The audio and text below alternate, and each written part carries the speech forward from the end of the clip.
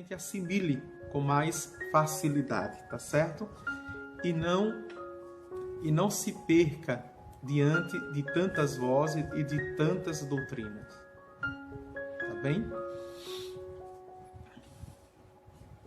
Vamos então começar pelo sinal da Santa Cruz. Livra-nos Deus nosso Senhor dos nossos inimigos. Em nome do Pai, do Filho e do Espírito Santo. Amém. Que o Deus de bondade, que quer salvar todo ser humano, esteja convosco. Bendito seja Deus que nos reuniu no amor de Cristo.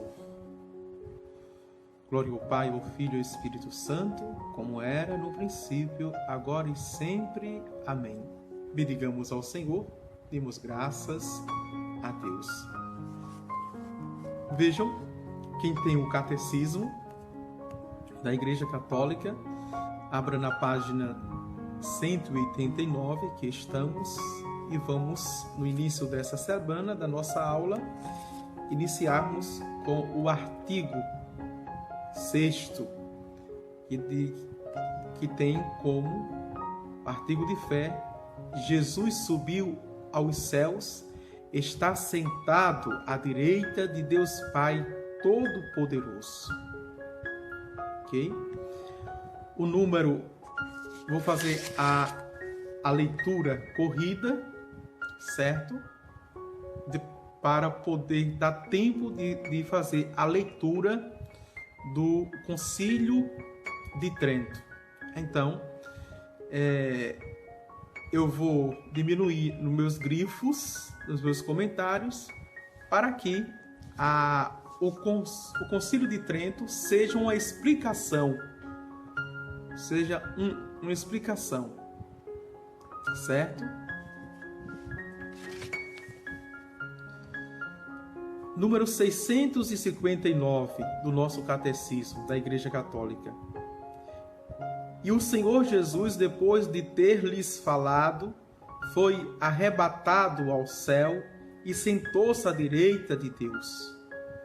Marcos, capítulo 16, versículo 19.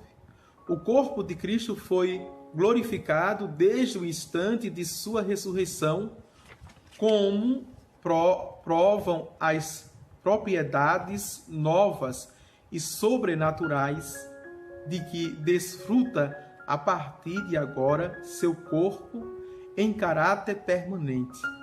Mas, durante os 40 dias em que vai comer e beber familiarmente com seus discípulos, e instruí-los sobre o reino, sua glória permanece ainda velada sob os traços de uma humanidade comum. A última aparição de Jesus termina com a entrada irreversível de sua humanidade na glória divina, simbolizada pela nuvem e pelo céu, onde já está desde agora sentado à direita de Deus. Só de modo totalmente excepcional e único, ele se mostrará a Paulo como um abortivo. Paulo, abortivo, não Jesus. 1 Coríntios capítulo 15, versículo 8. Em última aparição que o constitui apóstolo. Vamos para o 660. O caráter revelado da glória do ressuscitado durante esse tempo transparece em sua palavra misteriosa a Maria Madalena: ainda não subi para o Pai, mas vai aos meus irmãos e dize-lhes: eu subo para meu Pai e vosso Pai, para meu Deus e vosso Deus. João capítulo 20, versículo 17. Isso indica uma diferença de manifestação entre a glória de Cristo ressuscitado e a de Cristo exaltado à direita do Pai. O acontecimento, ao mesmo tempo histórico, transcendente da ascensão, marca a transição de uma para outra. O número 661, esta última etapa permanece intimamente unida à primeira, isto é, a descida do céu realizada na encarnação, o Emanuel, Deus conosco. Só aquele que saiu do Pai e veio ao mundo pode retornar ao Pai, ou seja, voltar na ascensão, que é Cristo. Ninguém jamais subiu ao céu, a não ser aquele que desceu do céu, o Filho do Homem. Vejam, como primícia dos que morreram, vai dizer Paulo. Cristo ressuscitou como primícia dos que morreram. João capítulo 3, versículo 13. Entregue às suas forças naturais, a humanidade não tem acesso à casa do Pai, à vida e à felicidade de Deus. Só Cristo pôde abrir esta porta ao homem, de sorte que nós, seus membros, tenhamos a esperança de encontrá-lo, lá onde ele, nossa cabeça e nosso princípio, nos precedeu. 662. E quando eu for elevado da terra, atrairei todos a mim, disse Jesus em João capítulo 12, versículo 32. A elevação na cruz significa e anuncia a elevação da ascensão ao céu. É o começo dela. Jesus Cristo, o único sacerdote da nova e eterna aliança, não entrou em um santuário feito por mão de homem, e sim no próprio céu, a fim de comparecer agora diante da face de Deus a nosso favor. Quem diz isso é São Paulo na carta aos Hebreus, capítulo 9, versículo 24. No céu, Cristo exerce em caráter permanente seu sacerdócio. Por isso, é capaz de salvar totalmente aqueles que, por meio dele, se aproximam de Deus, visto que ele vive eternamente para interceder por eles. Hebreus capítulo 7, versículo 25. Como sumo sacerdote dos bens vindouros.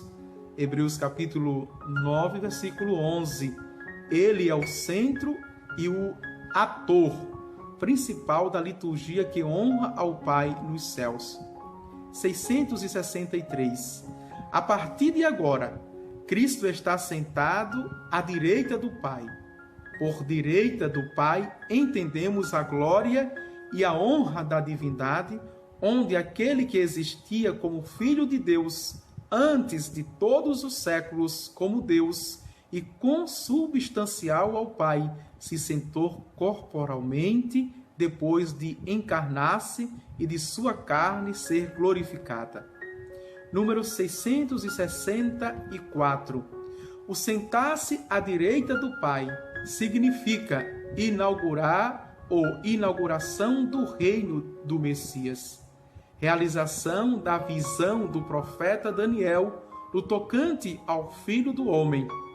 A ele foram outorgados o mistério, a honra e o reino, e todos os povos, nações e línguas o serviram. Seu império é o império eterno que jamais passará, e seu reino jamais será destruído. Daniel capítulo 7, versículo 14. A partir desse momento, os apóstolos se tornaram as testemunhas do reino que não terá fim. Vejam, a gente, quando faz uma leitura assim corrida dos números, a gente entende muito mais, não é? Que o Concílio Vaticano II está muito mais para a teologia. Dentro da teologia tem o pensar doutrinário do magistério, né? Magistério, sagrada tradição, né? E fundamentado na Sagrada Escritura. É a síntese com a palavra de Deus. Como o Concílio de Trento está mais para a doutrina, na definição da doutrina. Por quê? Porque foi uma resposta. Veio a Reforma, as igrejas da Reforma, né? A Grande Revolução, vejam, e depois vem a Contra-Reforma, que é a definição dos dogmas e da doutrina, para que ela fique cada vez mais clara. Então, vamos para esses 3 números finais que tem como resumo, e depois a gente vai para o Concílio vejam, de Trento, que corresponde ao mesmo artigo. 665. A ascensão de Cristo assinala a entrada definitiva da humanidade de Jesus no domínio celeste de Deus, donde voltará, mas que até lá o esconde aos olhos dos homens. 666. Jesus Cristo, cabeça da Igreja, nos precede do reino glorioso do Pai, para que nós, membros de seu corpo, vivamos na esperança de estarmos um dia eternamente com Ele. 667. Tendo entrado uma vez por todas no santuário do céu, Jesus Cristo intercede sem cessar por nós, como mediador que nos garante permanentemente a efusão do Espírito Santo. Pronto? Vamos agora para o Concílio de Trento. O Catecismo, vejam, o mesmo artigo. Subiu aos céus, está sentado à direita de Deus Pai Todo-Poderoso. Atenção. Então, este artigo, tem aqui no Concílio de Trento, está dividido em 3 incisos. No Concílio Vaticano II, que é o nosso catecismo, não tem inciso, ele é direto. Vejam, ele é direto. Só para que vocês conheçam didaticamente, certo?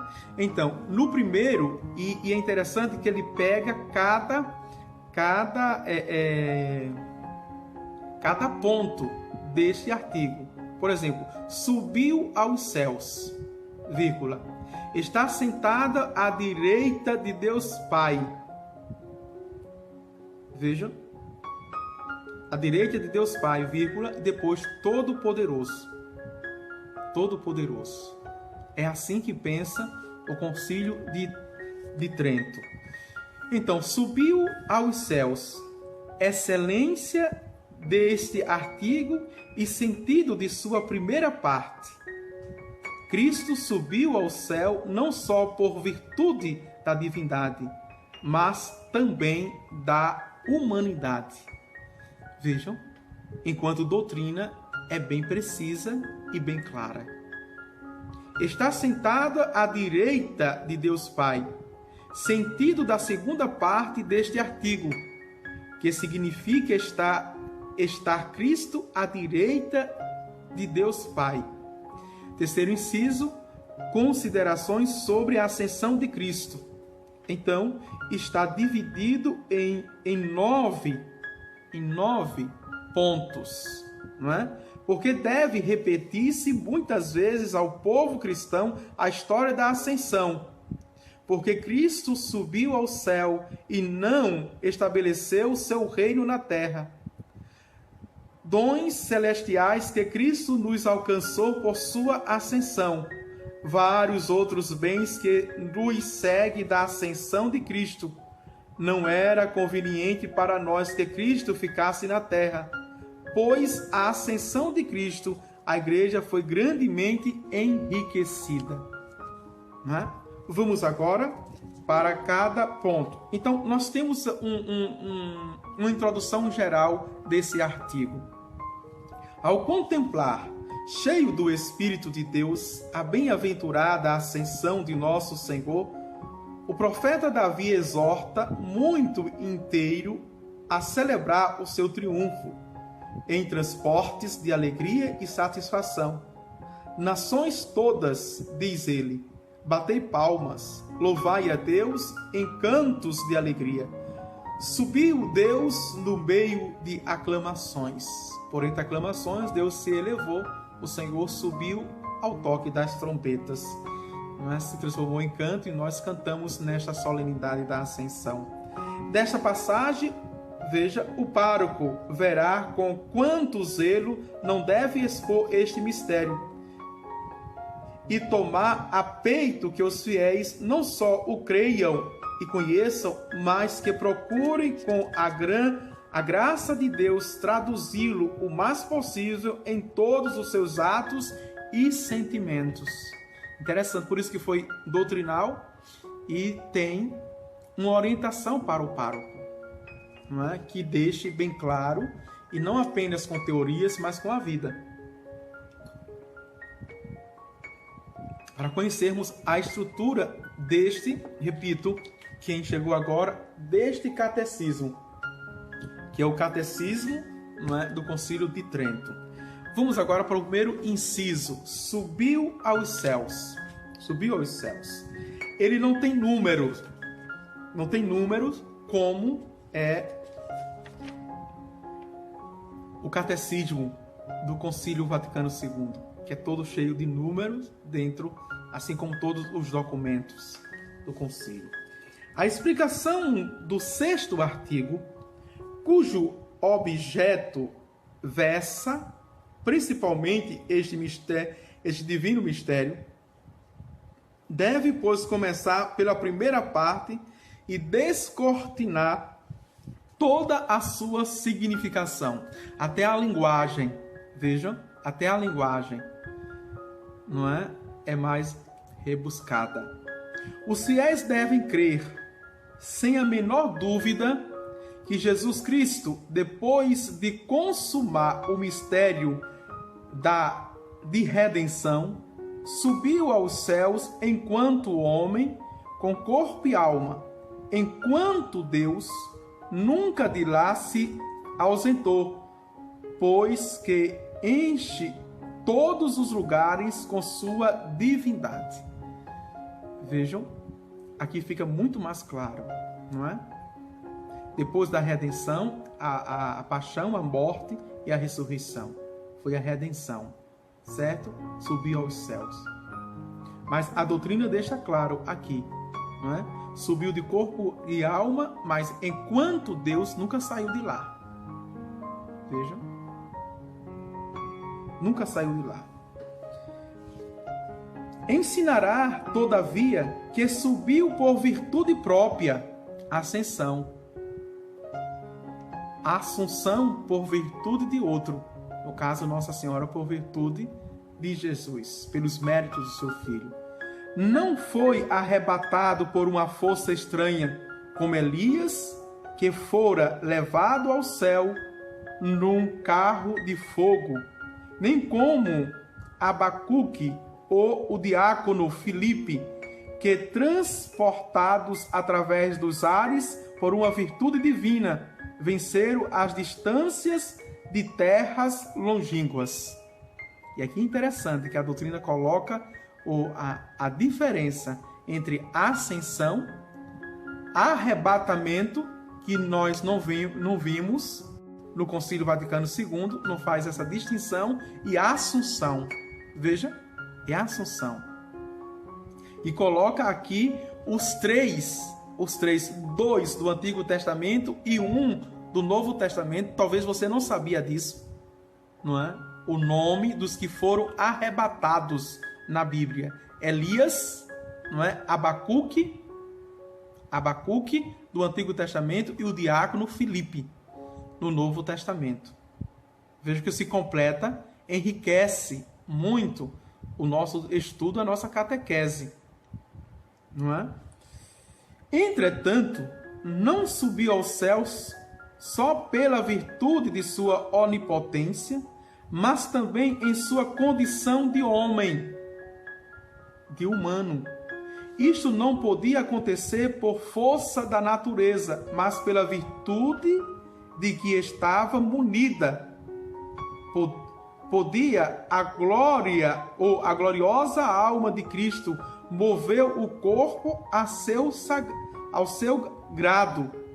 Tendo já posse da glória, o corpo obedecia sem dificuldade a direção que a alma lhe dava em seus movimentos. Desta maneira é que acreditamos ter Cristo subido aos céus por virtude própria, como Deus e como homem. E aqui é interessante que esse mistério nos aponta para os chamados fenômenos místicos. Vejam,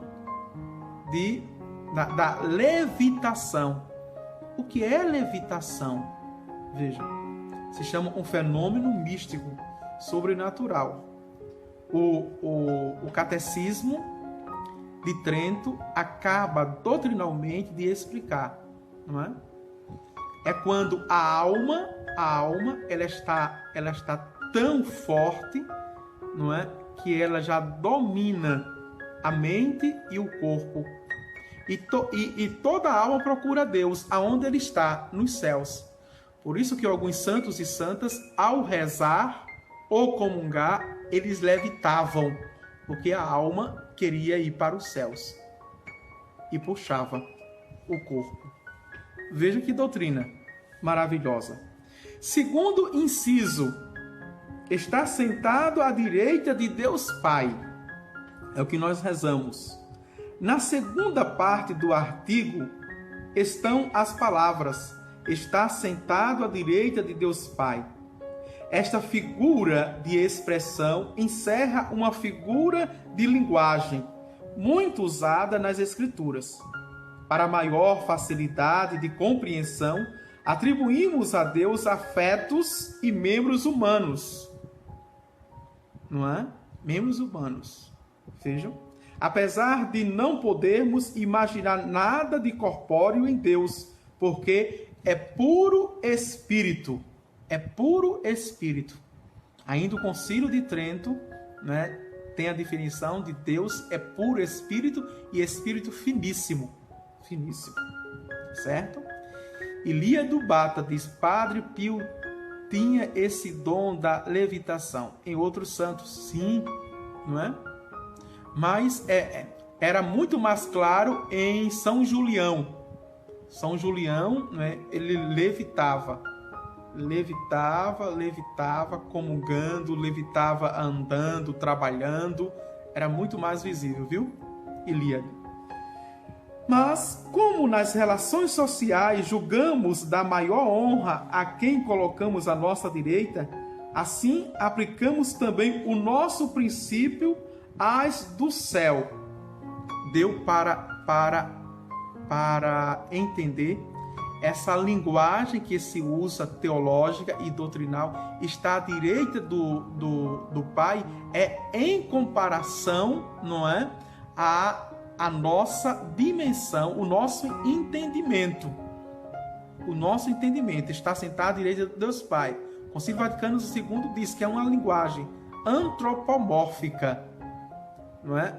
A Deus, ou seja, é a partir do nosso entendimento,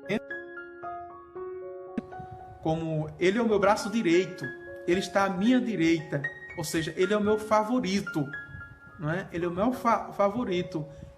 Ele, de fato, me ajuda em tudo. Vejam. Confessamos que Cristo está à direita do Pai para exprimir a glória como homem. Aqui está o relacionamento do homem, não como espírito, ou seja, a substância de Deus, que é o próprio Deus. Certo? Dá para entender? Só depois da ascensão que se tem essa noção. Alcançou acima de todas as criaturas. Esse o alcance, não é? O estar sentado não exprime aqui uma postura de corpo. Atenção! Uma postura de corpo, como eu estou sentado aqui dando aula a vocês e vocês estão sentados. Certo? Vejam. Vamos avante. Mas põe em evidência a posse segura e inabalável do régio poder e da glória infinita que Cristo recebeu do seu Pai. A glória infinita.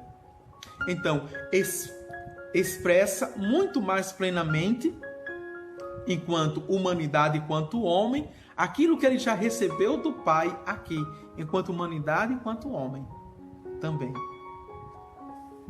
Deu para entender? Não é?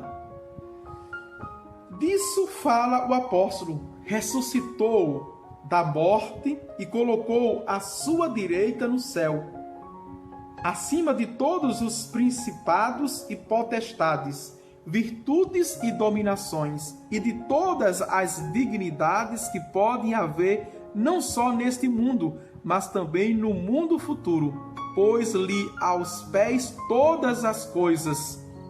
Então, quer dizer, enquanto homem, enquanto humano, Jesus Cristo está acima de todas as criaturas, acima de Nossa Senhora também, não é? E de todos os anjos, criaturas, e todos os santos e santas. Enquanto homem, enquanto divino, ele era Deus. É Deus. Não fica claro, né? Doutrina claríssimo. Por isso que a gente tem que voltar a fazer um percurso para entender,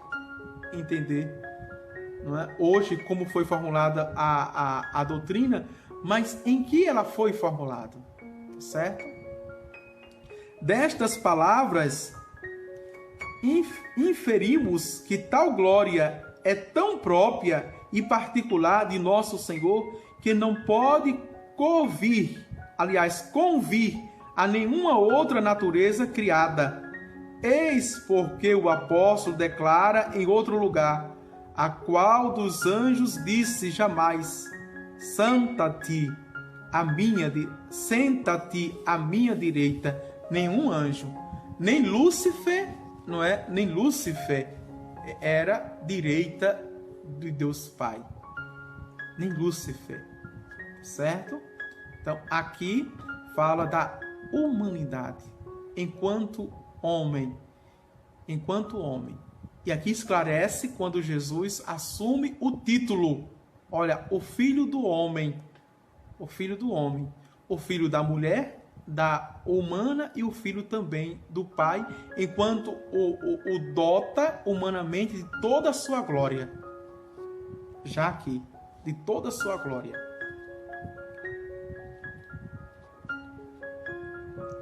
Vamos para as considerações sobre a ascensão de Cristo. Não é? Então, são 3 pontos. O primeiro ponto, importância da ascensão de Cristo ao céu. Vamos entender por que esse mistério da ascensão. Para mostrar mais amplamente o sentido deste artigo, são as orientações agora aos párocos, que são catequetas de suas paróquias, e aos bispos, o primeiro catequista de sua diocese. O pároco seguirá a história da ascensão, conforme a descreveu com admirável precisão o evangelista São Lucas, nos Atos dos Apóstolos, a narrativa bíblica. Capítulo 1, versículo de 1 a 11. Na explicação, será preciso, antes de tudo, observar que todos os outros mistérios se referem à ascensão, como a um ponto final que resume a perfeição e consumação de todos. Vejam, o concílio já orienta aos párocos para que na catequese, não é? Se entenda que todos os mistérios se orientam para esse mistério da ascensão de nosso Senhor Jesus Cristo. Porque se Cristo não subiu aos céus, então não tem condições de salvação. Não tem. Vejam. Avante.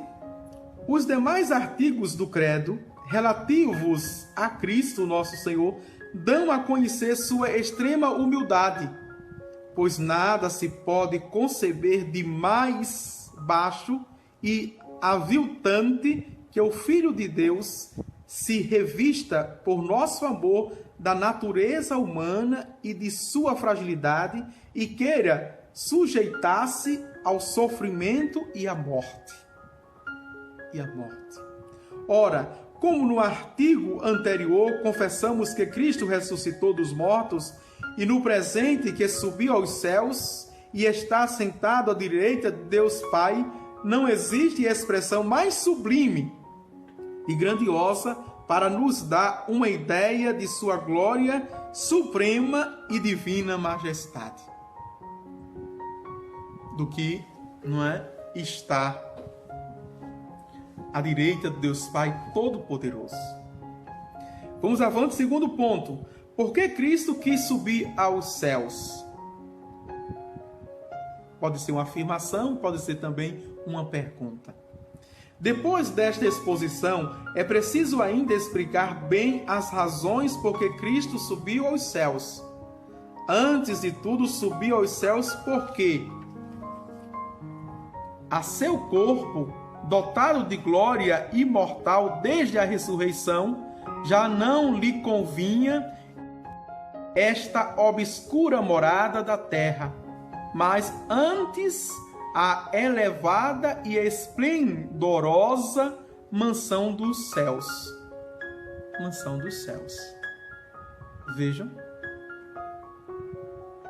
Mas isso é uma fé, não é?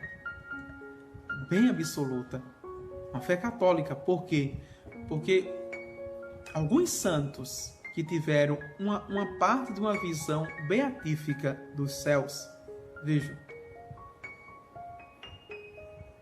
já morriam de saudades pelos céus, já queria ir. O próprio apóstolo Paulo, ele disse: eu vivo nesse conflito constante de querer, não é, subir aos céus e ficar aqui na terra. Ficar aqui não pelo apego, ficar aqui, não é, pelo bem que ele pode fazer nas mãos de Deus. Mas se Deus não precisa, então chame logo, me leve logo, meu Pai. É a nossa, deve ser o nosso sonho, viu? Deve ser a nossa busca. Deve ser a nossa busca de ir para os céus, estar na glória. Avante! E não foi só para tomar posse do trono de glória e poder, merecido pelo seu próprio sangue, mas também para diligenciar tudo que diz respeito, veja, a nossa salvação. E antes ele diz isso, justamente, não é? Eu vou para o Pai preparar lugar, e quando preparar, voltarei. Então, diligentemente, ele não vai apenas se apoderar do poder, porque nunca lhe foi tirado, mas ele vai trabalhar muito mais pela nossa salvação. Vejam, nos céus. E por isso enviou o seu Espírito Santo. Avante! Além disso, foi para provar realmente que seu reino não é deste mundo, como sempre dizia. Os reinos do mundo são terrenos e passageiros, apoiam-se em grandes riquezas e na força proveniente da carne. Ora, o reino de Cristo não era terrestre, como os judeus esperavam, mas espiritual e eterno. Colocando o seu trono nos céus, o próprio Cristo demonstrou que as forças e riquezas de seu reino eram de natureza espiritual. Vejam, o concílio doutrinário deixa claro que Jesus não estava falando de um reino político, não estava falando de um reino econômico, de um reino social terreno, mas estava falando de um reino espiritual celeste, eterno, o invisível, o infinito. Vejam, por isso que nenhuma teologia, né, materialista, marxista, comunista pode substituir a doutrina da nossa igreja. Um reino de Deus político, um reino de Deus econômico, um reino de Deus socialista, veja, um reino de Deus assistencialista, que é o homem pelo homem. Você mostra que é santo porque você dá cesta básica, porque você ajuda as pessoas, porque você faz isso ou aquilo. Tudo isso está dentro da igreja. Eu disse ontem que não existe uma instituição que mais faça caridade, mas a igreja não se apega nessas coisas, não é? São as obras de misericórdia corporais da nossa igreja. Neste reino, os mais ricos e os mais providos com a abundância de todos os bens são aqueles que, na terra, procuram com maior ardor as coisas de Deus. São Tiago, com efeito, declara que Deus escolheu os pobres neste mundo para serem ricos na fé e herdeiros do reino que Deus prometeu àqueles que o amam. Pela ascensão, nosso Senhor queria que, subindo Ele aos céus, continuássemos nós a segui-lo com saudosos pensamentos. Vejam, seguir Jesus com saudosos pensamentos. Pensamento enquanto Jesus, o homem histórico, o humano, pensamento também enquanto Cristo, o ungido, o divino, o ressuscitado. Com efeito, pela sua morte e ressurreição, deixou-nos um exemplo que nos mostra como devemos morrer e ressurgir espiritualmente. Foi também para isso. Ele deixou o exemplo, como se deve morrer e como se deve ressuscitar, a partir de Cristo. Veja que maravilha, não é? Pela sua ascensão também, nos ensina e educa a erguermos nossa mente aos céus, enquanto vivemos ainda aqui na terra, a reconhecermos que na terra somos hóspedes e peregrinos à procura da verdadeira pátria, concidadãos dos santos e membros da família de Deus, pois, como diz o mesmo apóstolo, nosso viver é no céu. Nosso viver é Cristo. Vejam, nosso viver é Cristo. Terceiro ponto, bens que Cristo nos alcançou com a sua ascensão. Quais são os bens espirituais que Cristo nos alcançou? É preciso conhecê-los, descobri-los para buscá-los. Vejam, vamos avante. A eficácia e a grandeza dos inefáveis benefícios que a bondade de Deus derramou sobre nós por meio deste mistério. Desde muito havia vaticinado o santo profeta Davi, subindo ao alto, arrebatou consigo os escravos, ou seja, os resgatou de toda a escravidão do pecado, e distribuiu seus dons aos homens. Vejam, derramou de lá os dons e os carismas. Nesse sentido é que o apóstolo interpreta essa passagem. Efetivamente, ao cabo de 10 dias, enviou Cristo o Espírito Santo, de cuja virtude e exuberância encheu a multidão de fiéis ali presentes. Então é que cumpriu verdadeiramente aquela grandiosa promessa: para vós convém que eu me vá. Se eu não for, não virá a vós o Consolador, mas se eu vou-lo enviarei. Vejam, a primeira riqueza é o próprio Espírito Santo.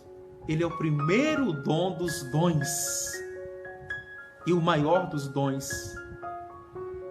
Não é apenas uma força, não é apenas um dom, veja, no sentido de habilidade, não, mas é uma pessoa.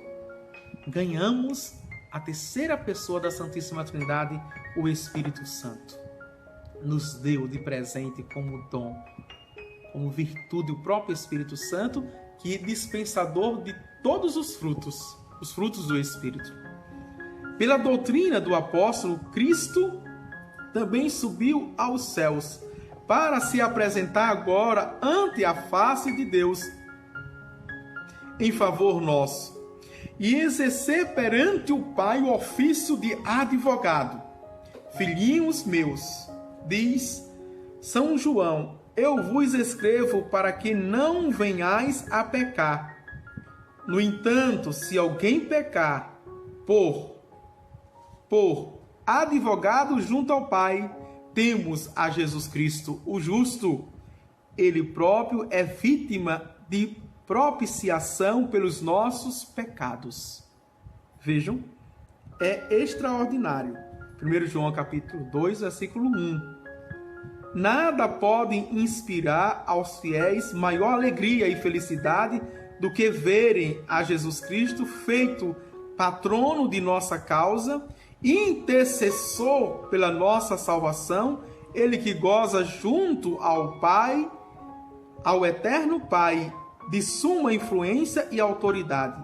Afinal, preparou-nos um lugar, conforme havia prometido. Foi em nome de todos nós que Jesus Cristo, como nosso chefe, entrou na posse da glória celeste. Com sua ida para o céu, abriu as portas que se tinham fechado em consequência do pecado de Adão.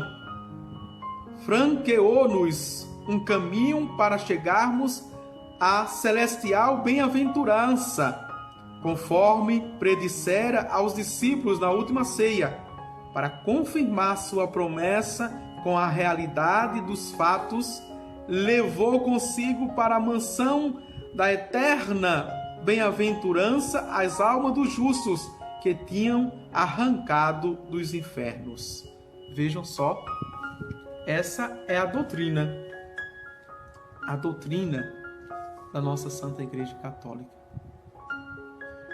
Vamos agora, dentro desse ponto, vimos desse terceiro ponto, A, bens gerais, vamos ver agora B, bens de virtudes. Esta admirável abundância de dons celestes vem acompanhada de uma valiosa série de frutos e vantagens. Vamos ver agora os frutos e as vantagens. Primeiramente, o mérito de nossa fé cresce até o último grau. Olha aqui, vejam.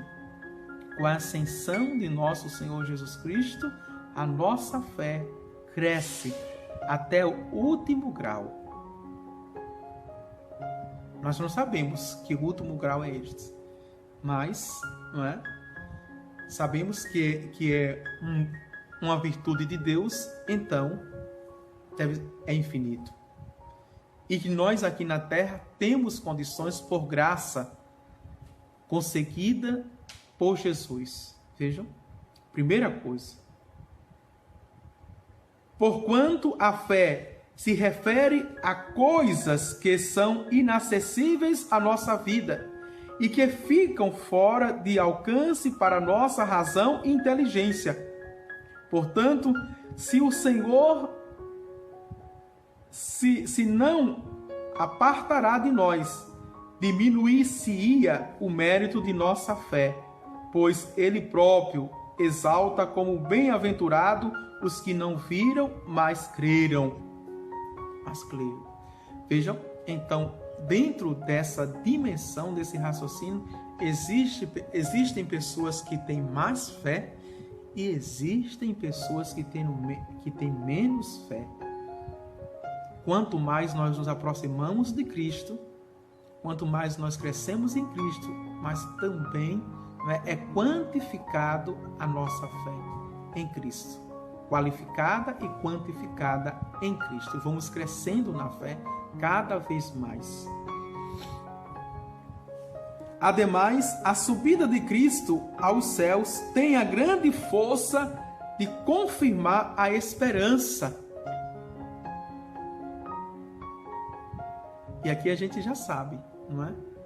Que com a ascensão de Jesus, nós ganhamos as virtudes de Deus, as virtudes teologais, que se aninha em nossos corações, crendo que Cristo subiu aos céus enquanto homem e colocou sua natureza humana à direita de Deus Pai. Grande é a nossa esperança de que também nós, para lá, havemos de subir como membros seus e de unirmos a Ele como nossa cabeça. Foi o que nosso Senhor asseverou pessoalmente: Pai, quero que onde eu estou, estejam comigo também aqueles que vós me destes. Que maravilha, não é? Que maravilha! Além disso, um dos maiores benefícios que auferimos da ascensão foi o de Cristo arrebatar consigo para o céu o nosso amor e de abrasá-lo no Espírito de Deus. É uma grande verdade o que se disse: nosso coração está onde estiver o nosso tesouro. Se o nosso tesouro está nos céus, que é Cristo, nosso coração está também nos céus. Coração ao alto. O nosso coração está em Deus. Veja, Jesus levou. Mas se o nosso coração está nos bens, nas coisas terrestres, também lá está o nosso coração. Realmente permanece Jesus Cristo conosco na terra, todas as nossas considerações se concentrariam em seu porto e trato humano. Nele veríamos apenas um homem que nos cumulou de assinalados benefícios e por ele teríamos certa afeição natural e terrena. No entanto, pelo fato de ter subido aos céus, Cristo espiritualizou nosso amor, fez-nos amar e venerar como Deus, aquele que sabemos está ausente com sua humanidade. Nós o verificamos no exemplo dos apóstolos.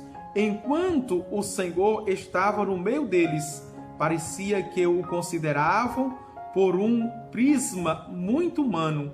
De outro lado, o próprio Senhor nulo afirma com sua palavra: para vós é bom que eu vá. Aquele amor perfeito com que os apóstolos amavam a Jesus Cristo humanamente presente devia ser aperfeiçoado pelo amor divino e, por sinal, a vinda do Espírito Santo, razão porque Cristo logo acrescentou: se eu não me ausentar, não virá a vós o Consolador, o Espírito Santo. Que maravilha! Letra C, bens à igreja. Os bens à igreja. Vimos na letra A os bens gerais, não é, com a ascensão. Na letra B, os bens de virtudes, a fé, a esperança e o amor. E na letra C, os bens à igreja. Quais foram os bens, não é, que a igreja teve com a ascensão? Vejam. Acresce que assim nosso Senhor dilatou sua casa na terra, que é a igreja. Atenção, veja o que diz o Concílio de Trento. A casa de Jesus, a casa de Deus, a casa do Espírito Santo, da Santíssima Trindade aqui na terra é a Igreja Católica. É doutrina, é dogma de fé. Vejam, muito bom. E aqui não deixa dúvida. Vamos avante. Que é a igreja cujo governo deve ser dirigido pela virtude e assistência do Espírito Santo. Por isso que o bispo tem o terceiro grau da ordem, ou primeiro grau, que é a plenitude do Espírito Santo. Como pastor e chefe supremo de toda a igreja, deixou entre os homens a Pedro, o príncipe dos apóstolos, na sucessão apostólica, o Papa Francisco. Além disso, a uns constituiu apóstolos, a outros profetas, a outros evangelistas, a outros pastores e mestres. E sentado, que está à direita do Pai, não cessa de distribuir a uns e a outros os dons que lhes convém a eles, como diz o apóstolo: a cada um de nós foi dada a graça, segundo a medida com que Cristo a distribuiu. Atenção aqui agora, a compreensão até mesmo na aceitação dos dons. Não é? Eu acolher bem o dom que me foi dado. É Cristo que está na direita, Jesus Cristo está na direita do Pai, que me dá esses dons. Não é para eu reclamar, Senhor, não é esse dom que eu quero, mas o dom da minha vizinha, do meu vizinho. Não. A cada um deu conforme, não é, a sua necessidade para a sua salvação. Atenção. Ao fato da ascensão, devem os fiéis aplicar os mesmos princípios que expusemos anteriormente a propósito do mistério da morte e ressurreição. Nossa perfeita salvação nós a devemos aos sofrimentos de Cristo, e seus méritos patentearam aos justos a entrada para o céu. Isso não obstante, a ascensão de Cristo se nos apresenta como um modelo que nos ensina a olhar para o alto e transportar-nos ao céu em espírito. Dizemos mais, ela também nos dá uma força divina que nos põe em condições de fazê-los. Vejam, na ascensão, envia o Espírito Santo, nos dá uma missão, nos dota de dons para que possamos praticar. Maravilha. Vejam, gostaram, né, dos dois, ter a visão dos dois catecismos, e aqui a gente tem a teologia plena da nossa igreja. Plena a teologia, não é? Sem sombra de dúvidas e sem comentários que fujam da doutrina da nossa igreja, da dogmática da nossa igreja. Então ficamos por aqui, não é? Ficamos no artigo 7º, o artigo 7, não é? Que amanhã dá para lê-lo todo, como nós fizemos hoje, e ainda, não é, planificá-lo com a doutrina do Concílio de Trento, que explica, não é, enquanto didaticamente. Veja.